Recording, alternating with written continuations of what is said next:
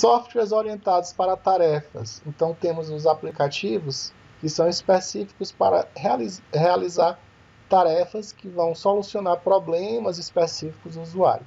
Dentre eles, temos talvez um dos mais utilizados, que são os processadores de textos. Eles permitem criar, editar, formatar, armazenar, imprimir texto e gráficos em documentos.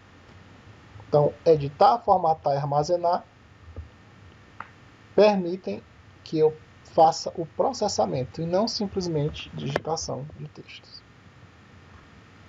Outro software é o editoração eletrônica, que atende às necessidades de publicação de alto nível para a produção de boletins, comunicados e prospectos profissionais.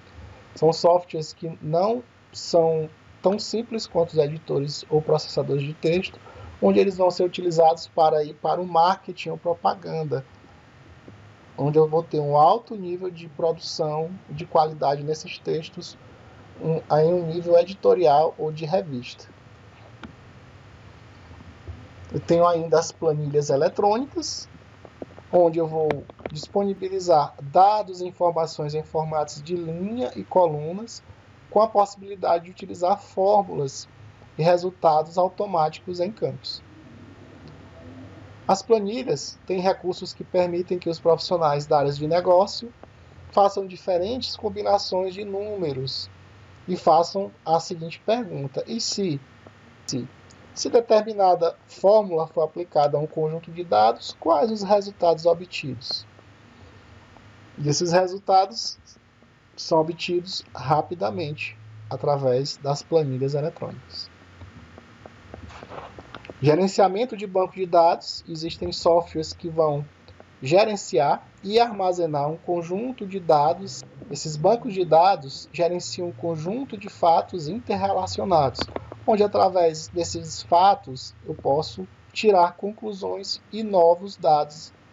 Esse tipo de software pode armazenar, atualizar, manipular, recuperar e apresentar os dados de uma forma mais variável possível de visualização e ainda imprimi-los de diversas formas.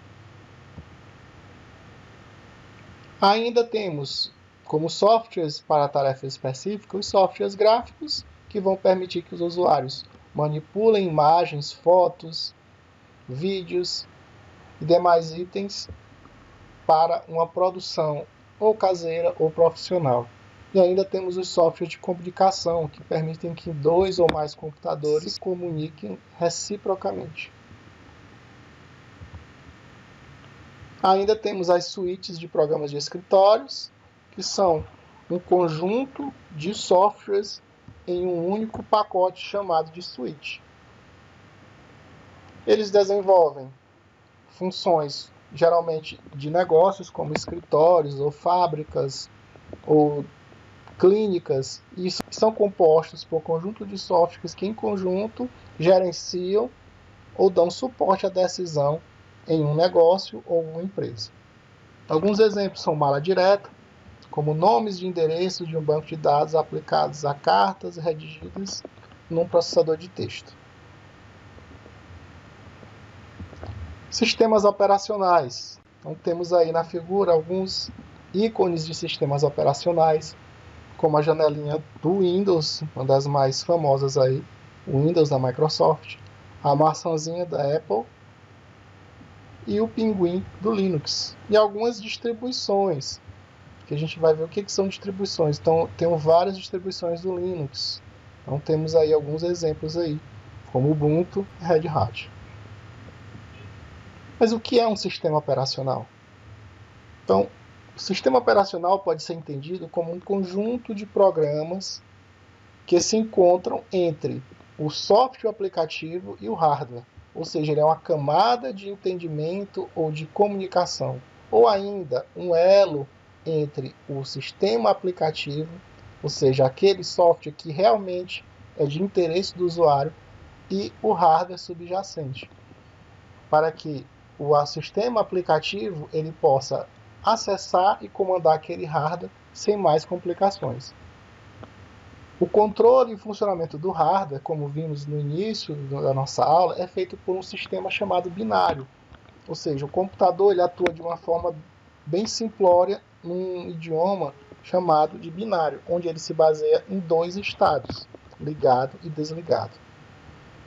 Para que todo o hardware do computador funcione, essa linguagem simples precisa de uma quantidade muito grande de representações numéricas. Então, números grandes de zeros e uns precisam ser enviados todas as partes do PC para que ele acione seu funcionamento.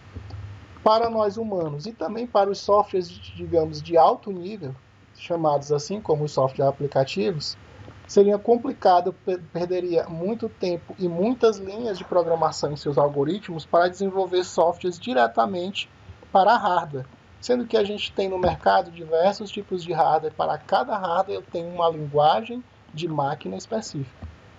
Para solucionar esse problema, entra em ação o sistema operacional, que vai ser específico para cada hardware e vai dar um acesso mais simples para os sistemas aplicativos e para os usuários. Temos aí uma visão, um gráfico que mostra os níveis aí, onde no nível mais interno eu vou ter uma dificuldade maior de comunicação, que é o hardware, onde eu vou ter diretamente zeros e uns. Eu vou ter acima disso, para gerenciar esse hardware, essa camada mais externa aqui. Após o hardware, o sistema operacional, onde ele vai comandar esse hardware e vai entregar funções mais simples e mais de alto nível para os programas aplicativos, que são a próxima camada. E esses programas aplicativos entregam os resultados que os usuários precisam.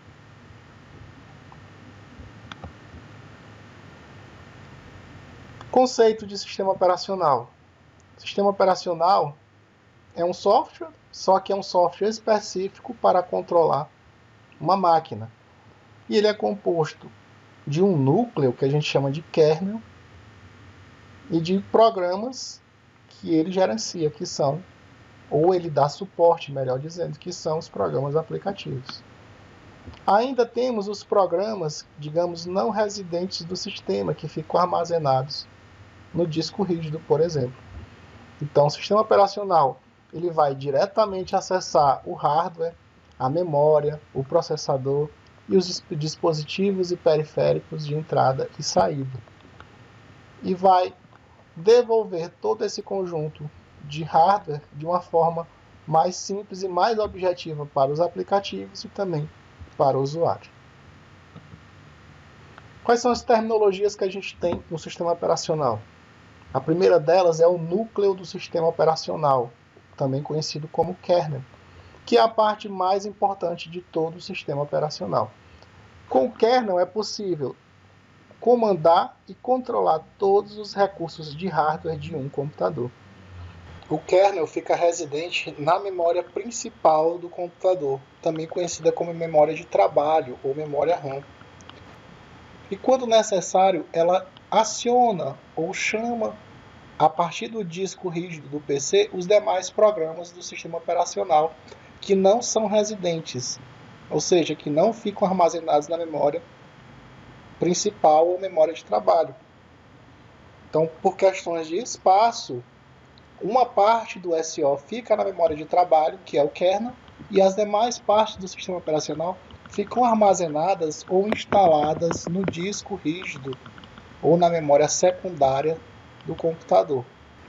Temos o booting, ou sistema de inicialização, ou também conhecido como boot, que é o processo de carga do sistema operacional do disco para a memória.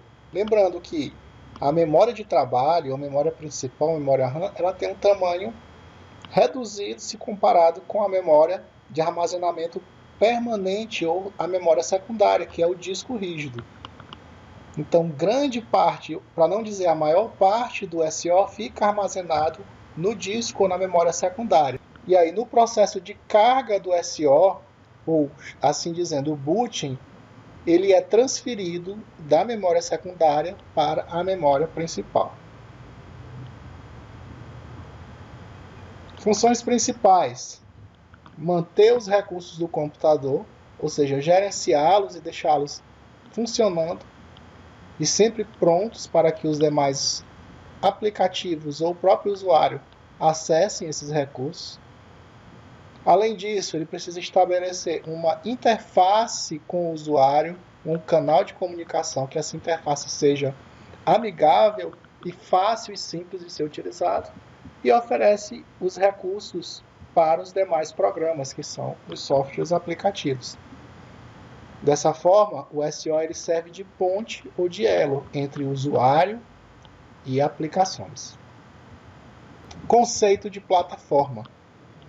Uma plataforma é uma combinação de hardware e SO, ou sistema operacional, que determina o funcionamento adequado de um computador e SO para que os usuários e demais sistemas aplicativos possam utilizá-lo.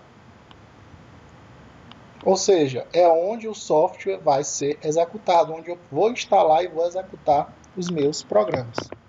E a plataforma mais comum é o sistema Windows, mais o processador ou os chips da plataforma Intel.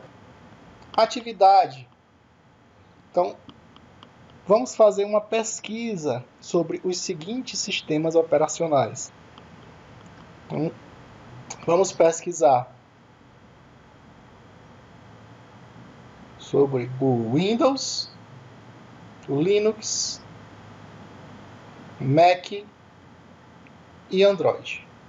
Pergunta: onde eles são utilizados? Onde é que eu uso o Windows? Será que o Windows é no PC? Onde eu uso o Android? Android, será se são em servidores? E o Mac ou o Linux são para dispositivos móveis? O que se diz sobre esses sistemas operacionais? Eles são bons? São lentos? São portáveis?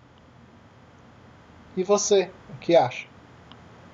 Essa pesquisa, postem na nossa plataforma no AVA.